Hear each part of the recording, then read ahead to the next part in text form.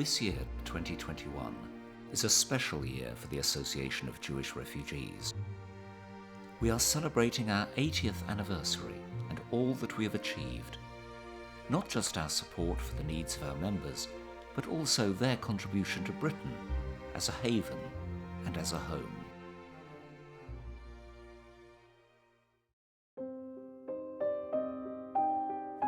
The story of AJR begins as early as 1933 as Jewish communities, established and comfortable in their native Germany, looked to emigrate when the National Socialist grip on power tightened. Emigration from Austria increased following the Anschluss in March 1938, but the turning point was the Reichspogrom, also known as Kristallnacht, in November 1938, after which the Jewish communities of Europe were desperate to escape. By the outbreak of war in September 1939, about 70,000 Jews from Germany and Austria had been granted refuge in Britain, many leaving behind friends and relatives who would later be murdered in the Holocaust. An estimated 25,000 women were granted domestic permits. Men came on transit visas, and almost 10,000, mostly Jewish, children were admitted through the Kindertransport program. Every single person was individually sponsored by a British aid organisation or private citizen. It was a frightening, uncertain time for refugees, arriving in a country so different in custom and language.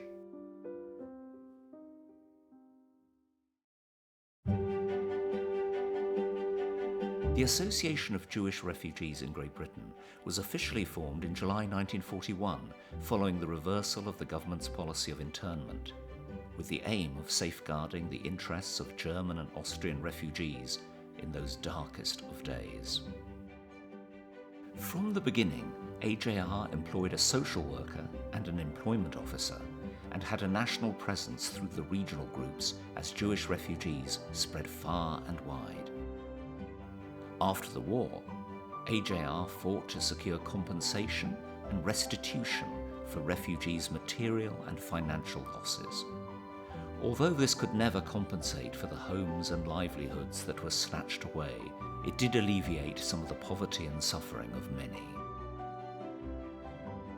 Refugee organisations like the AJR Club flourished, and landmarks like the Cosmo restaurant and the Doris became popular places to meet and enjoy a Wiener Schnitzel or Kaffee and Kuchen.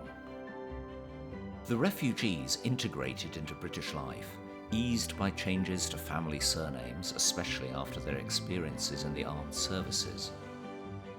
Many achieved high levels of success and made everlasting contributions in many disciplines and arenas. They transformed the British arts scene and had a huge influence on the musical stage. Sir Rudolph Byng played a key role in establishing the Edinburgh International Festival, while the Amadeus Quartet, featuring 3 refugees who were interned together, became Britain's leading string ensemble. Famous artists from Central Europe included Lucian Freud, Milane Kosman, and Joseph Herman, and the actor Anton Walbrook. Scientists such as Hans Krebs and Ernst Chain were of enormous value to Britain.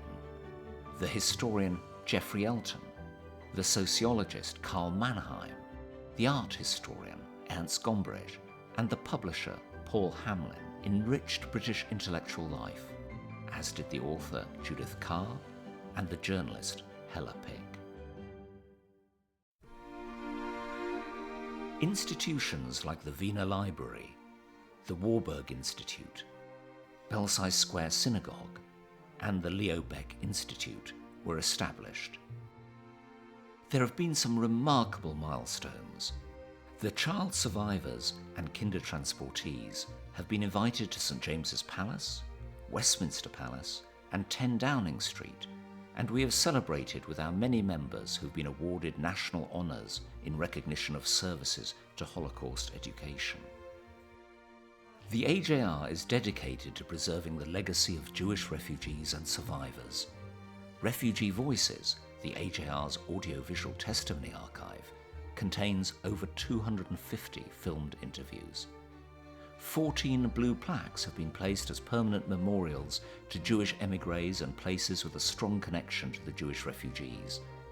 And the My Story project produces life storybooks for AJR members as a celebration of their lives and a wonderful way of passing their story on to future generations. Thanks to the Claims Conference and its successful negotiations with the German government, the AJR provides emergency social, welfare and care funds, which are used for a number of services and essential items. This support is alongside assistance from the AJR's own funds. We continue to have a team of experienced social workers dedicated to the care of our members, enabling them to continue to live with dignity, comfort and security in their own homes. The AJR is committed to the education of future generations and is the UK's largest dedicated funder of programmes and projects which promote teaching and learning about the Holocaust. Notable beneficiaries include the Holocaust Educational Trust, the National Holocaust Centre and the Imperial War Museum.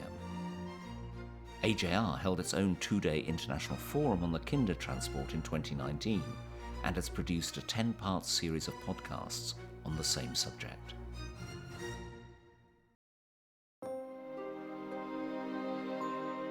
We can't talk about the last 80 years without mentioning the COVID-19 pandemic.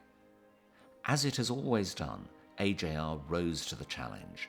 We replaced home visits from our social workers and team of over 300 incredible volunteers with Zoom and phone calls, and we transformed our regional social groups with a weekly diet of online activities.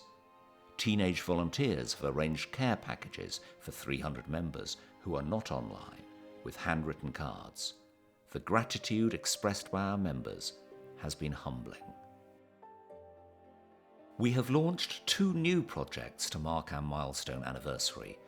We are planting 80 oak trees around Britain to symbolise the enormous contribution of Jewish refugees. As well as marking our heritage, this is a way of giving back to the country which welcomed us. The UK Holocaust Map will be our new online resource through which learners of all ages can discover the places, personal stories and archival records which highlight that Holocaust history is, without a doubt, a part of British history.